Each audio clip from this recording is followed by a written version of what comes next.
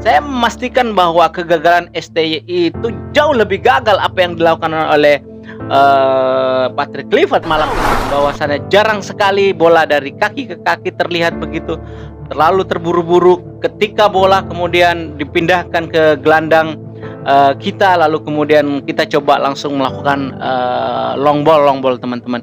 Dan STY sudah mengajarkan kita untuk bermain secara cantik, untuk bermain dari kaki ke kaki. Kemudian permainan kita pada malam hari ini justru di luar dugaan.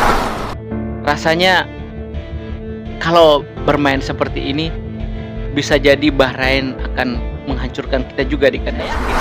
Bahrain yang menonton pertandingan pada malam hari ini atau beberapa jam yang lalu tentu kekhawatirannya sedikit terkurangi dengan permainan Indonesia yang begitu buruk. Mereka menganggap awalnya Indonesia akan luar biasa, akan sulit ditaklukkan. Namun ketika melihat pertandingan tadi malam, semangat mereka akan semakin besar ketika nanti berhadapan dengan yang disayangkan sekali. Nah, pada akhirnya saya berpikir bahwasanya Patrick Kluivert memang harus dipertanyakan bagaimana Patrick Kluivert ini memiliki kualitas kepelatihan, kepemimpinan, dan masihkah kemudian kita berpikir bahwasanya Patrick Kluivert itu bisa melebihi kemampuan atau kepemimpinan STY begitu. Nah, itu mesti harus kita kritik. Kita semua pasti kecewa, marah. Ya, kita pasti semua marah. Tapi kita mesti harus terus mengawal timnas Indonesia hingga di akhir pertandingan ini selesai. Dan kita berharap teman-teman terus memberikan dukungan. Jempol-jempol kalian mesti harus dijaga. Jangan ada yang mencaci maki. Jangan ada yang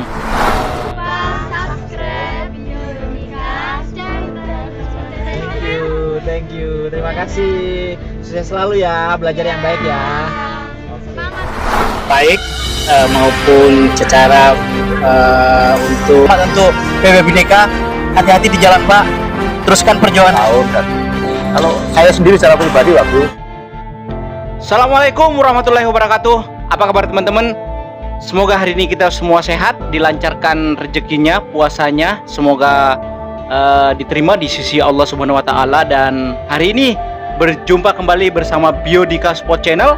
Kita akan kembali membahas tentang bagaimana timnas Indonesia dibantai teman-teman habis-habisan 5-1 di kandang Australia.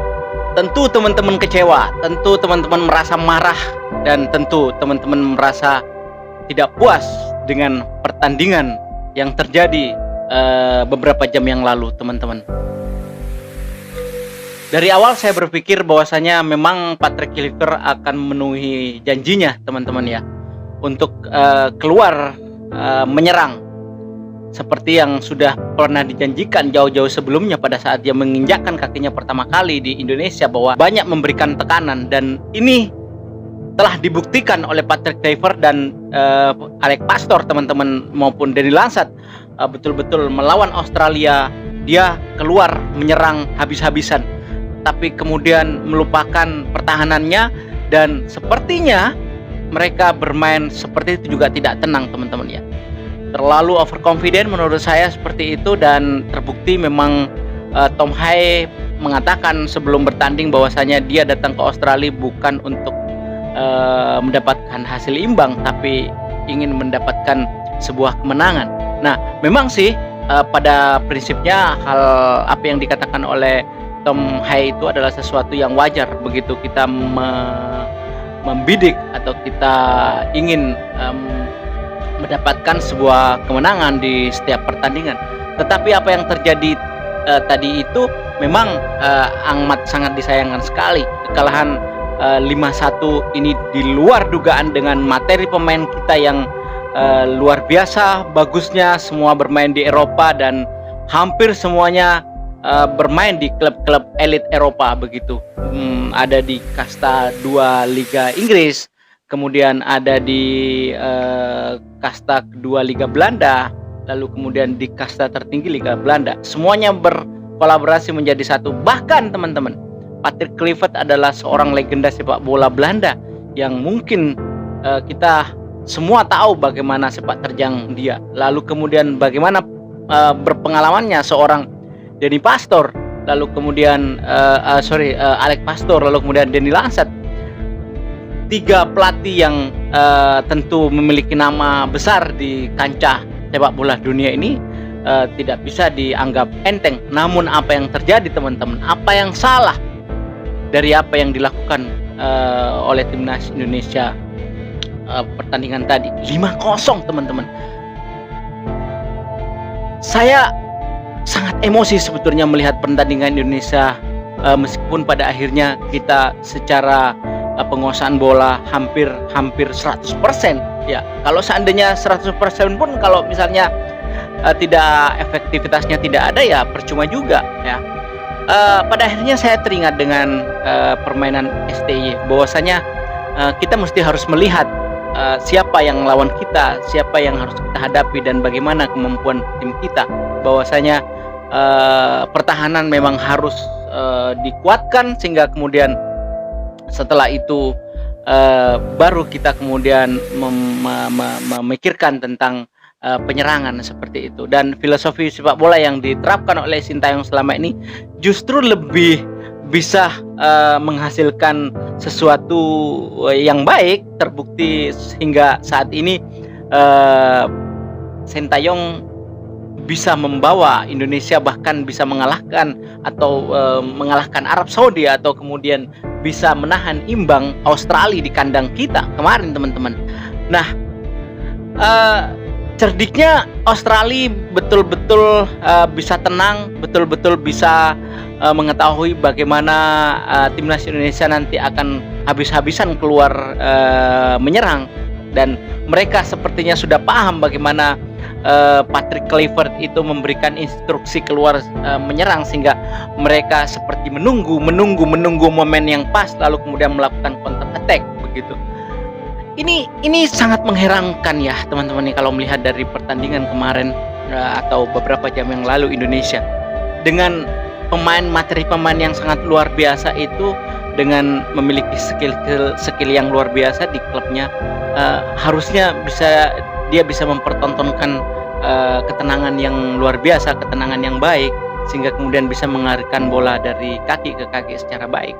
Lalu kemudian pertahanannya juga mestinya harus kokoh, karena kita melihat di sana ada Ejay Isak, ada Messi Hughes, kemudian ada Verdong, dan saya luar biasa kepada Verdong. Verdong selalu tampil bagus. Saya luar biasa satu pemain back kiri kita, Verdong ini, meskipun diragukan akan bisa bersaing dengan Dennis James, justru Dennis James tidak bisa berbuat apa-apa di pertandingan ini, banyak sekali melakukan pelanggaran. Verdong sekali lagi, Verdong adalah tetap Verdong yang selalu memiliki determinasi yang cukup luar biasa di pertandingan malam ini teman-teman. Saya tidak tahu kenapa Messi Hughes justru tidak bisa bermain bagus. Bahkan Ejay Isak juga hampir banyak melakukan kesalahan dengan membiarkan para pemain Australia dengan mudah kemudian menyundul bola dan tidak ada pengawal, dan berkali-kali tendangan bola-bola mati ini membahayakan gawang Indonesia. Sekaliber Martin Paes pun tidak akan mampu menghalau bola jika peluangnya terbuka semacam itu teman-teman. Sangat-sangat disayangkan sekali. Nah, pada akhirnya saya berpikir bahwasanya Patrick Kluivert memang harus dipertanyakan, bagaimana Patrick Kluivert ini memiliki kualitas kepelatihan, kepemimpinan, dan masihkah kemudian kita berpikir bahwasanya Patrick Kluivert itu bisa melebihi kemampuan atau kepemimpinan STY begitu. Nah, itu mesti harus kita kritik teman-teman. Meskipun tetap kita harus memberikan kesempatan kepada Patrick Kluivert untuk menyelesaikan tugasnya. Namun kalau melihat pertandingan kali ini, bahwa saya memastikan bahwa kegagalan STY itu jauh lebih gagal apa yang dilakukan oleh Patrick Kluivert malam ini teman-teman ya. Kalau kita merujuk pada satu pertandingan tadi malam ya, meskipun kita tahu bahwasanya tidak boleh merujuk pada satu pertandingan saja, mesti kita harus memberikan kesempatan. Tetapi memang pertandingan pada malam hari ini sangat-sangat mengecewakan teman-teman. Sangat-sangat mengecewakan.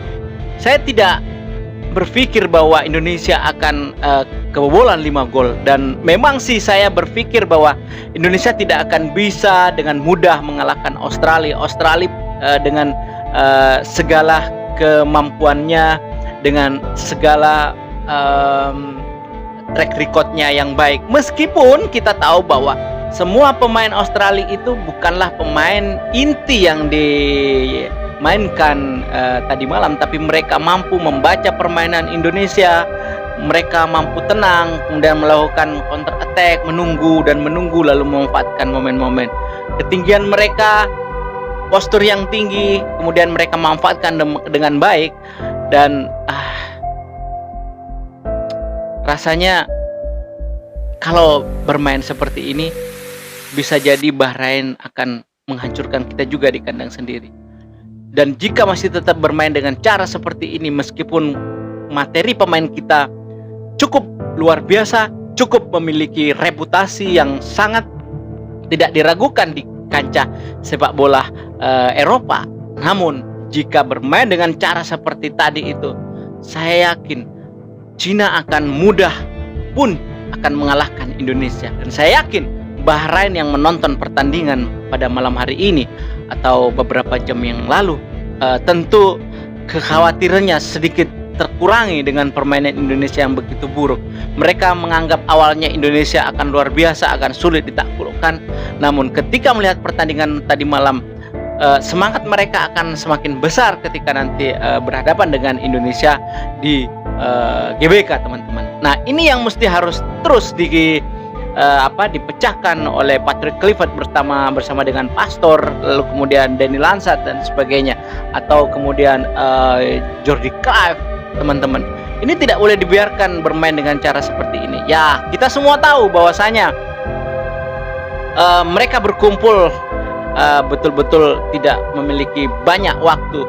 Namun bermain dengan cara seperti tadi, saya juga tidak yakin apakah Patrick Kluivert nantinya akan bisa memberikan arahan yang baik agar supaya tidak banyak kecolongan gol ketika nanti melawan dengan atau berhadapan dengan Bahrain seperti itu. Tentu semua kalian kecewa dengan apa yang saya katakan, dan tentu juga kalian banyak juga tentu yang sependapat dengan saya bahwa apa-apaan bermain bola dengan cara seperti ini. Seperti itu, teman-teman. Sangat-sangat mengecewakan dan di luar dugaan. Kita tidak bisa membayangkan jika Indonesia harus kalah dengan skor seperti itu. Meskipun pada akhirnya saya angkat topi terhadap permainan oleh Romani yang kemudian bisa mengecoh back Australia dengan membalikkan badan, membalikkan bola, lalu kemudian menyonteknya dengan kaki kirinya. Itu adalah gol yang cantik dan luar biasa. Tetapi itu tidak cukup, teman-teman. Itu tidak cukup. Kita tahu bahwa gol oleh Romani itu bukanlah gol yang direncanakan menurut saya dari rencana permainan, tetapi gol itu adalah gol terupas, gol yang terupas dari Vindi kalau tidak salah, kemudian disambut oleh Romani. Jadi jangan kita kemudian berbangga bahwasanya Indonesia meskipun mampu mencetak 1 gol itu sama sekali tidak berdampak apa-apa dari semua permainan, dan ball possession yang juga begitu jauh jomplangnya namun tidak memiliki efektivitas yang bagus juga tidak berdampak apa-apa.